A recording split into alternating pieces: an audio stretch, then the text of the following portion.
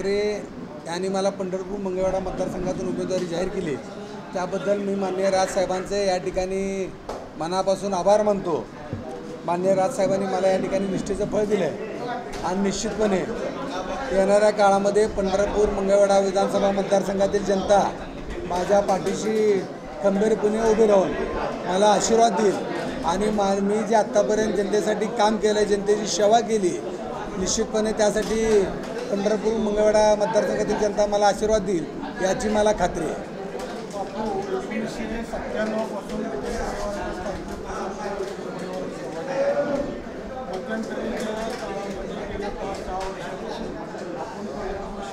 अनेक समस्या सोडवण्यासाठी आक्रमकपणे पुढे आलेले, निरनिराळे समस्या मांडलेले, काही समस्या स्वखर्चाने देखील सोडवण्यासाठी प्रभावी भूमिका बजावली। आता विधानसभेचा उमेदवार म्हणून पुढे जाताना या परिवाराचं नाव तुम्ही पुढे नेण्याचा आटोकाट प्रयत्न केला, त्यातून असं वाटतं। निश्चितपणे या ठिकाणी माझ्या पाठीशी पंढरपूर शहर तालुक्यातील मंगळवेढ्यातील जनता तर निश्चितपणे या ठिकाणी उभी राहणार आहे। विठ्ठल परिवारातली सर्व जनता माझ्या पाठीशी खंबीरपणे उभी राहील याची मला खात्री आहे। त्याचबरोबर आमचे जे नेते असतील त्या सर्व नेत्यांना भेटून त्या ठिकाणी मी त्यांना विनंती देखील करणार आहे की त्यांचा आशीर्वाद मी मागायला त्या ठिकाणी त्यांच्याकडे जाणार आहे। आजपासून प्रचाराची या ठिकाणी सुरुवात झाली आहे, परंतु पंढरपूर आणि मंगळवेढा तालुक्यातील जनतेला माहीत आहे दिलीप धोत्रे कोण आहे, दिलीप धोत्रेचं काय काम आहे, त्यामुळे निश्चितपणे या ठिकाणी प्रचारात मला कुठलीही अडचण येणार नाही।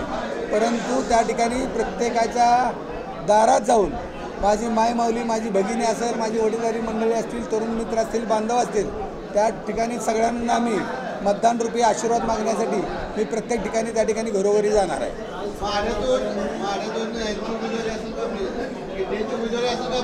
माननीय राजसाहेब ठाकरे यांच्याकडे काल या मतदारसंघातील इच्छुकांनी त्या ठिकाणी उमेदवारीची मागणी केलेली आहे।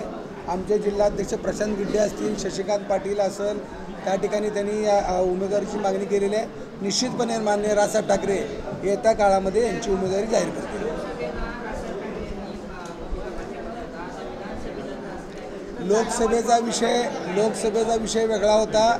ज्यावेळेस माननीय राजसाहेबांनी पाठिंबा दिला होता त्यावेळेस असं सांगितलं होतं की हा पाठिंबा नरेंद्र मोदींना फक्त लोकसभेपुरताच असेल, पुढचं विधानसभेचं काही जाहीर केलं नव्हतं। आणि आत्ता राजसाहेबांनी महाराष्ट्रामध्ये 250 जागा लढवण्याचं त्या ठिकाणी जाहीर केलेलं आहे आणि त्या पद्धतीनं आमच्या महाराष्ट्र नवनिर्माण सेना पक्षाचं काम चालू आहे।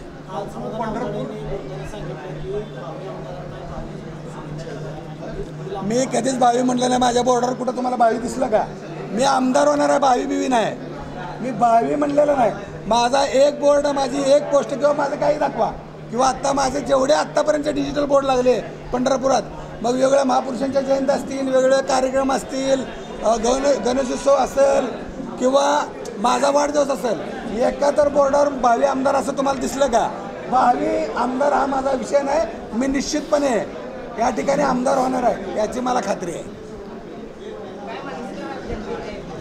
जनतेला मी एवढंच सांगेन की तुमच्यासाठी जो काम करणार आहे, तुमच्यासाठी ज्यांनी काम केलं आहे, कुठल्याही जातीपातीच्या भानगडीत न पडता जो तुमच्या कामाला धावून येतो, जो निम्म्या रात्री तुम्ही हात मारली तर तुमच्या मत्तीला धावून येतो, जो जनतेचं काम करतो, जो कायम रस्त्यावर आहे, अशा माणसाला आपण मतदान करावं हीच मी जनतेला विनंती करतो।